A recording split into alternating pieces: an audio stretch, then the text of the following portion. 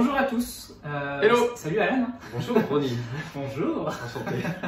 Donc, je vous présente un ami aujourd'hui qui est aussi un expert de marketing relationnel. Donc merci Alan de m'avoir accordé ton temps, de m'accueillir chez toi. Un plaisir. Et, merci à toi d'avoir pensé à moi. Ah ben c'est normal, c'est normal. Donc pour info, bon, Alan va se présenter, c'est mieux que ce soit lui qui se présente. Donc j'ai préparé une petite liste de questions. La première c'est présente-toi, qui es-tu Alan? Bonjour. Alors Alan Papassé, j'ai 28 ans, je suis originaire du sud-est. Très intéressant parce que c'est là-bas que j'ai découvert le MLM. Et donc je suis venu à Toulouse faire des études et surtout pour l'aéronautique. Donc je suis ingénieur de base dans l'aéronautique. Mais on va dire que mon diplôme, bon, il n'est peut-être pas très utile aujourd'hui puisque grâce au MLM, on va en parler, 10 années d'expérience dans le MLM, j'ai pu en vivre, atteindre une liberté de temps qui était très intéressante et donc vivre un petit peu ma vie d'entrepreneur, web entrepreneur. Mais sinon, voilà, je suis quelqu'un de très simple, j'adore voyager, j'adore profiter voilà, des soirées, des moments sportifs, assez sportifs. Il faut se dépenser, ça fait du bien à la tête. Et voilà, j'ai toujours eu un schéma, un parcours assez classique, hein, faire des études, voilà, la recommandation des parents. Et un jour, j'ai découvert un peu plus, on va en parler. Yes. Du coup, est-ce que tu peux nous raconter ta première rencontre avec le marketing de réseau? Carrément. Alors, je dirais que j'avais 18 ans et demi, un truc comme ça. C'est important les demi, surtout à cet âge-là. Je sortais donc du lycée, je bossais à McDo quelques mois, c'est devenu quelques années, la petite anecdote. Et un ami m'appelle, forcément, et il me dit: Alan, ouais, je vais te parler d'un truc, business, je sais pas quoi. Je comprends pas ce qu'il me dit. Il me dit on va boire un verre. Ça me chauffe, moi. Donc c'était dans la petite ville de Cavaillon où j'ai grandi, dans le sud-est. Et on est allé dans ce bar, un bar très rugby d'ailleurs pour l'anecdote. Donc je m'attendais pas du tout à parler affaires. Et en fait, il voulait juste nous inviter, mais il s'était un petit peu mal pris. Du coup, il a eu une invention, c'est une espèce d'invitation-présentation, le truc à pas faire. Et du coup, en fait, on est arrivé dans ce rendez-vous. J'étais avec un autre pote de lycée lui-même. Et il nous a fait voilà, un petit peu cette découverte MLM autour d'un verre. Et je me suis dit, si 1/10 de ce que tu racontes est vrai, probable, ça me chauffe en fait. Donc, j'ai été ouvert à aller en présentation d'affaires, présentation publique. Et c'est comme ça que j'ai découvert le marketing relationnel. Magnifique. Ça a été fou, quoi. Vraiment, c'était mind-blowing, comme ils disaient les Anglais. Totalement d'accord. C'est exactement ce que j'ai vécu aussi. C'était il y a 12 ans et on m'a invité pour de la salsa. Ah, c'est bien ça. On allait danser la salsa, pas la sauce. Et en fait, ce qui s'est passé, c'est que je me suis retrouvé dans une salle de conférence et on m'a dit c'est après la salsa. Et quand j'ai vu ça, je me dis pareil, c'est bon, je peux la salsa, inscris-moi. Et... Pas mal le cours de salsa au final. Mais merci, hein, merci d'avoir Ne faites pas des invitations comme ça, hein. Ça marche pas. Rarement d'ailleurs. Trop rarement. Donc, et pourquoi tu aimes le marketing de réseau? Bon, faut dire que de ma personnalité, je suis quelqu'un d'assez social. Donc j'aime rencontrer du monde. Je le savais pas forcément autant avant. Mais d'ailleurs, dans cette première présentation de MLM, j'ai vu des gens qui roulaient dans des grosses voitures, des gens qui étaient étudiants comme moi à l'époque, voilà, qui bossaient dans les petits boulots. Et en fait, j'ai vu une mixité, donc ça a été le côté ouvert à tout le monde, entraide. Et ça, je trouve que c'est vraiment ouf, parce que il n'y a pas de CV en fait. Et je me rappelle à cette époque, je cherchais pour devenir designer d'espace dans le bâtiment, c'était un peu mon dada à l'époque, architecture, tout ça. Et j'ai fait des centaines de CV, on me disait t'as pas d'expérience. En même temps, oui, je recherche à me former.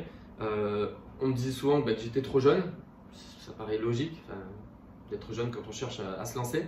Et en fait, que des problèmes comme ça. Et là-dedans, dans le MLM, en fait, c'est limite l'entretien d'embauche, c'est Ronnie, bonjour, tu veux démarrer? T'es chaud? Tu veux y aller? Oui? Bah ok, signe. Je me dis, mais c'est énorme. Donc la chance à tout le monde en fait. Et dans cette société, vous savez, un peu voilà, religion, âge, sexe, etc. Tout le monde sur le même pied d'égalité. Moi, ça m'a chauffé. Donc vraiment, ça a été un truc assez lourd. Et voilà, chacun a sa chance. Tu viens avec ta motivation, il y a plein de choses derrière et on y va. Ouais, c'est à l'américaine. Hein. En fait, on n'est pas jugé, pas de préjugés de la part de l'employeur. Il n'y a pas d'employeur, mais voilà. Et en fait, donne ce que tu as, quoi. Et tu es payé à ta juste valeur. Ouais, c'est magnifique, ouais. C'est ce qu'on aime. J'en profite pour rebondir aussi parce que toi, tu as fait quelque chose que tout le monde ne fait pas forcément. Tu as fait un tour du monde. Et donc, avec ta chérie, est-ce que tu peux me dire en 30 secondes, donc c'est compliqué l'exercice, je pense, qu'est-ce que ça t'a apporté? Waouh, je crois que c'est la plus dure des questions ça. Et en plus on l'avait pas préparé. Non, on l'avait pas. En 30 secondes, un tour du monde.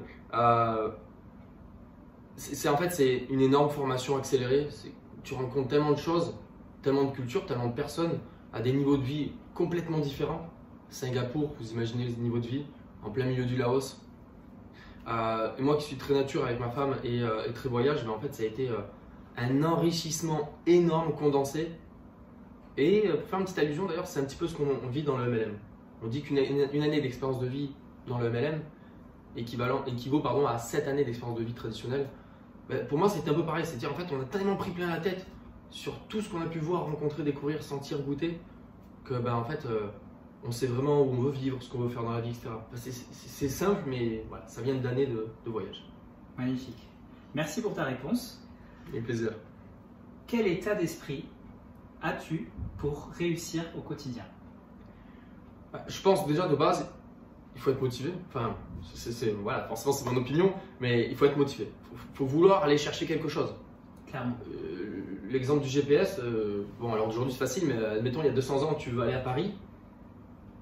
Si tu connais pas quelqu'un qui connaît la route, comment tu vas quoi? Alors aujourd'hui, si tu mets pas l'adresse dans le GPS, tu vas prendre une route, à un moment donné, tu vas te perdre. Donc si tu es motivé à aller quelque part, déjà ça aide. Donc pour moi, ça c'était vraiment, c'est inné en moi, c'est un de mes points forts, c'est j'ai toujours été motivé à faire un petit peu plus dans le sens que je voulais.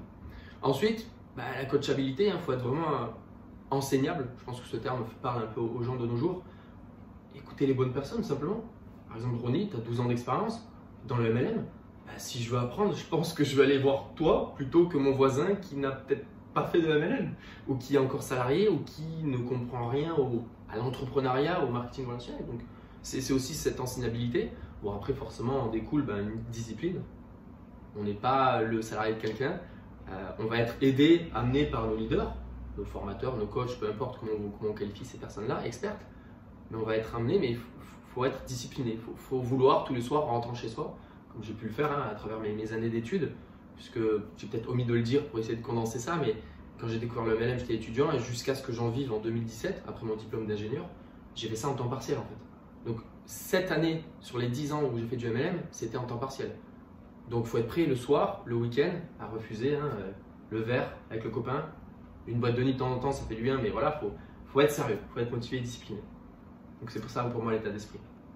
Donc discipline, motivation, tu vas parler donc refuser un verre avec un copain, donc c'est aussi on peut voir ça comme un sacrifice. Carrément, ou un investissement de ton temps dans quelque chose au détriment de d'autres choses. Plutôt voilà. Bon, le sacrifice c'est pas non plus trop négatif puisque on se sacrifie d'un temps de plaisir instantané pour un plaisir qui pourra durer plus de temps quand on aura atteint une liberté de temps. Exactement, comme le tour du monde par exemple. Voilà. Ce qui vaut mieux que 1 ou 2 verres à boire.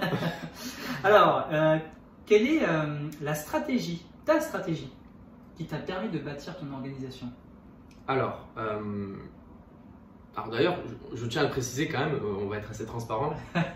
On a co-développé une organisation ensemble de plus de 5000 membres, alors en même temps, actifs. Donc ça a été une fierté mutuelle, oui. Un plaisir de travailler ensemble, et en plus on était très complémentaires. C'est-à-dire pour ceux qui connaissent un peu les profils, les personnalités. On ne s'entendait pas du tout à certains moments, mais on ne se disputait pas, mais il y avait souvent des désaccords, mais aussi beaucoup d'accords, et on a su chacun faire un pas l'un vers l'autre, je pense. C'est ça. En fait, on se toujours travaillé. Ouais. Je pense on était en désaccord personnel, mais professionnellement, on allait tout le temps au bon endroit. Ouais, et ça a été notre force. Enfin, je pense que moi, je le vois comme ça. Donc, voilà, le but, pour répondre à ta question, c'est avant tout de partager à tout le monde. Il y a une règle d'or dans le MLM, c'est ne néglige personne. Imaginez, donc Ronnie d'ailleurs, il était mon gestionnaire de patrimoine. Et si je m'étais dit, ok, il est bien dans sa situation, etc., je ne vais pas lui proposer. Moi, j'étais simple étudiant à l'époque en alternance. Il serait passé à cette époque, il connaissait déjà le MLM à côté d'une opportunité, et moi aussi, puisque ça a été mon top leader. Donc, j'ai préjugé personne. Banquier, étudiant, conseiller en gestion de patrimoine, fleuriste, boulanger, j'en sais rien. Donc, zéro préjugé, partagez ça à tout le monde. Ensuite, je regarde pas le chat, c'est mes notes, parce qu'il y a pas mal de contenu à partager. Mais ensuite, donc c'est surtout se professionnaliser. Et ça a été vraiment, moi j'insistais beaucoup là-dessus et on était complémentaires tous les deux sur ça. Se former, régulièrement, constamment. J'ai fait un bac+5 en ingénieur, en école d'ingénieur. Donc j'ai au moins travaillé 5 ans à 35 heures semaine pour devenir potentiellement ingénieur. Et dans le marketing de réseau, on attend qu'en 3 mois, on soit formé. Je trouve ça incohérent. Donc, laissez le temps de vous former. C'est un vrai métier. Exactement. Ouais. Il faut que ce soit vu et perçu par les gens de ce domaine comme un métier. Donc, pour se professionnaliser, donc en soi, connaître son business, les chiffres, qu'est-ce que le marketing de réseau, etc. Et dupliquer, forcément. Une fois que vous avez emmagasiné beaucoup de connaissances et que vous êtes passé à l'action, forcément, il faut des résultats. Ben là, on va commencer à dupliquer. C'est OK, René, viens avec moi, on fait ça ensemble. Je te montre, etc. Donc, il y aura plein de méthodes et d'outils et de formations, je pense que certains pourront vous délivrer. Mais former les gens, former au maximum de personnes, ça va dupliquer. C'est Eric Horry qui disait ça. Le marketing de réseau sans duplication n'est autre qu'un job. N'est rien d'autre qu'un job, pardon. Si vous ne dupliquez pas, ben en fait, vous allez être un commercial. Et ça ne va pas dupliquer. Et enfin, ben, le dernier point pour moi, ce qui est important, c'est de trouver ou créer des leaders. Donc on s'est auto-créé, je pense, dans le leadership, mais d'en trouver ou sinon de se concentrer sur les 20% des gens qui sont actifs ou qui en veulent. Il ne faut pas négliger les gens, les autres, mais certains ne vont pas vouloir faire un plan de carrière dans le marketing du réseau. Il faut les respecter. D'autres le voudront, concentrez-vous là-dessus. Exactement. C'est très important d'être à l'écoute de votre réseau et il a parlé de respect et je pense que c'est indispensable que de comprendre que tout le monde n'ira pas à la même vitesse, tout le monde n'ira pas à la même hauteur que vous le souhaitez. Certains iront plus loin, voudront plus loin que vous, d'autres voudront beaucoup moins loin. Il faut respecter tout ça. Donc merci pour ces super conseils parce qu'effectivement je pense que ça va servir à tous les nouveaux qui démarrent dans cette industrie, en tout cas qui sont dans leurs premières années de marketing de réseau. Avec plaisir. Et enfin, est-ce que tu lis, tu écoutes des audios ou tu regardes des vidéos? Si oui, est-ce que tu as des recommandations à nous faire? Carrément, j'ai envie de dire, c'est presque évident. Du moins, j'espère que toute personne qui veut s'engager dans le marketing de réseau, en fait, remplit dans sa tête de bonnes choses, de bonnes lectures, de bonnes vidéos, de bons audios, parce que ça devienne en fait naturel. Et donc, j'aimerais recommander le livre de Don Miguel Ruiz, Les 4 accords Toltec. C'est vraiment exceptionnel. J'en dirai pas plus tellement il est riche. Et en fait, pour moi, ça a été. Je vais prendre juste cet exemple. Enfin, un des 4 accords seulement. N'en fais pas une affaire personnelle. Pour moi, ça a été énorme. Parce qu'en fait, je prenais tout trop à cœur. Et ça m'a détruit. Ça a failli me détruire, du moins. Donc, ce livre est exceptionnel pour vous, pour votre entourage et pour progresser dans le MLM. Ensuite, je vous recommanderais Comment se faire des amis. L'évidence relationnelle, on va dire, de Dale Carnegie. C'est soigner une communication, soigner une rencontre, les premiers mots, quand il y a un désaccord, enfin, tout un tas de choses, tout ce qui peut se passer au quotidien dans le marketing de réseau, dans nos vies de toute façon. Ensuite, j'aimerais vous parler de L'effet cumulé de Darren Hardy. Donc tout ça, c'est des livres, mais d'auteurs qui m'ont inspiré de par leurs histoires ou de par ce qu'ils ont mis en place. Darren Hardy qui a été élevé à la dure par son père et qui dès très tôt en fait, a mis en place des actions répétées régulièrement. Ce qui fait qu'aujourd'hui, c'est un homme multimillionnaire, mais surtout qui a une attitude, une réussite et une bienveillance dans ses propos. Enfin, moi, j'adore. Et donc, l'effet cumulé, ça représente bien, voilà. Vous voulez construire une maison, ben, si vous n'avez pas d'argent, c'est une brique, après une brique, après une brique. Et au bout de 2-3 ans, ben, vous aurez un millier de briques et vous aurez construit une maison, quoi. Je caricature, mais l'idée est là. Dans le MLM, c'est pareil. On est peut-être à un chapitre 19 et moi 15 de notre vie de networker. Si vous démarrez aujourd'hui, ben, laissez-vous le temps d'arriver à ce chapitre 19. Peut-être que vous aurez plus de réussite avant si vous écoutez les bonnes personnes. Donc voilà, ça c'est un autre livre. Après, peut-être une personne sur YouTube, pour les anglophones peut-être, enfin les bilingues on va dire, Simon Sinek.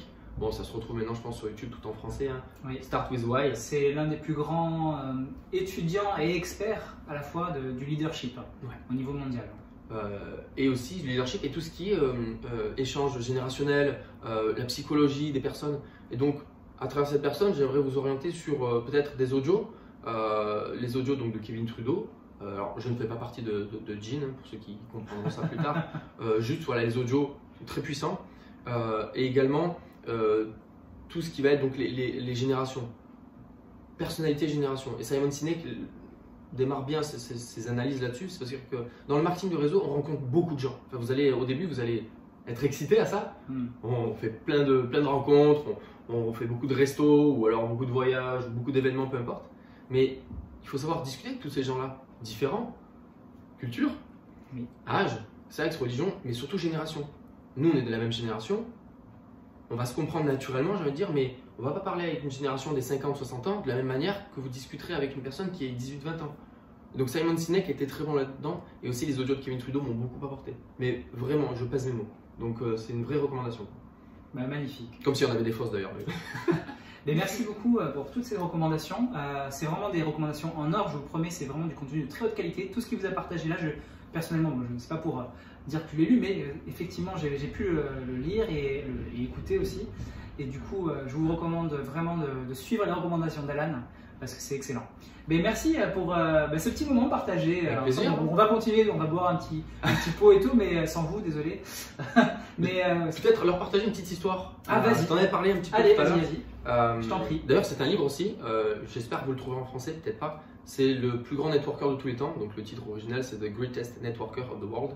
Et je vous fais très court. Je vais peut-être un peu spoiler, mais c'est l'idée de l'histoire. On découvre le MLM dans la peau de quelqu'un qui le découvre, d'accord? Il rencontre un individu qui a pleine réussite. Donc imaginez votre top leader national ou international de votre société. Vous découvrez une présentation grâce à lui, découvrez le MLM, etc. Il vous invite à faire un petit peu, vous savez, un petit apéro chez lui. Et il vous invite à passer carrément un week-end chez lui. Vous découvrez le MLM, vous arrivez chez quelqu'un qui a une réussite exceptionnelle, planétaire, que tout le monde estime. Donc c'était vraiment quelqu'un de prestigieux. D'être à côté de lui, c'était un honneur en fait, pour cette personne qui explique le livre, qui raconte. Et à la fin en fait, de toute l'histoire, qui dure en fait véritablement 3-4 jours, le temps d'un week-end, donc c'est vraiment condensé mais riche d'informations. Donc il voit que cet homme voilà, a fait tout ce qu'il fallait faire dans le marketing du réseau et dans la vie en général pour réussir. Famille, forcément femme, famille, les amis, la réussite pro, etc. Et donc dans cette énorme demeure là où il habite, il y a une servante, voilà, une personne tout à fait honorable et qui est très respectable dans son boulot. Et à la fin du livre, celui qui découle le MLM lui demande mais du coup, vous m'avez pas dit c'est qui le plus grand networker de tous les temps, celui que vous estimez le plus? Et là, le leader se retourne vers la servante et lui dit c'est elle. Et ça a été vraiment quand j'ai lu ce livre, moi-même j'étais à la fois, j'en rigolais et ça m'a scotché parce qu'en fait, elle travaillait encore, alors qu'elle avait une pleine réussite dans le MLM, elle travaillait encore en tant que servante pour la personne de réussite. Et en fait, c'était même plus un échange de boss salarié, c'était juste qu'elle aimait tellement son métier de servir les autres qu'elle continue de le faire malgré sa réussite pleine dans le MLM. Et puisqu'elle avait découvert à travers la personne qui était pleine de réussite, pour elle, elle lui devait ça. C'était une reconnaissance. Donc au final, c'est magique. C'est-à-dire qu'en restant soi-même, si on aime faire les choses sincèrement, il n'y a aucune limite à faire ça en temps partiel, à faire ça à côté de plein de choses. Je pense aux jeunes mamans des fois, qui ont quand même un challenge supplémentaire par rapport à nous, ou même aux jeunes pères. Papa. Voilà, j'ai pas encore ça, mais quand ça crie, on peut pas dire bon, je reporte le rendez-vous. Non, non, c'est là, c'est maintenant. Quoi. Donc voilà, c'était vraiment une histoire que je voulais partager parce que c'est quelque chose qui m'a. Je m'en rappelle, c'était il y a 2 ans quand je suis arrivé en Australie au début du Tour du Monde et très belle histoire en tout cas. Ah, magnifique, j'adore. Mais merci beaucoup, Alan. Avec plaisir. On va ça mettre fin à cette vidéo. Beaucoup de contenu. Ouais, j'espère que ça vous a apporté. N'hésitez pas à laisser des commentaires ou laisser des questions à Alan. Je lui dirai s'il y a des questions comme ça, il viendra répondre. Il vous répondra personnellement. Et si jamais vous voulez le contacter, peut-être comment on peut te joindre? Je pense qu'on le mettra peut-être en commentaire. Ouais, on mettra quelques éléments en description. Allez, voilà. Super. Et ça marche. Écoutez-le également. Les amis, je vous dis direction la Grande Ourse. Let's go. Et devenez un vrai bâtisseur MLM, soyez un professionnel du marketing relationnel. Merci encore Alan. Merci à toi. Et à très bientôt.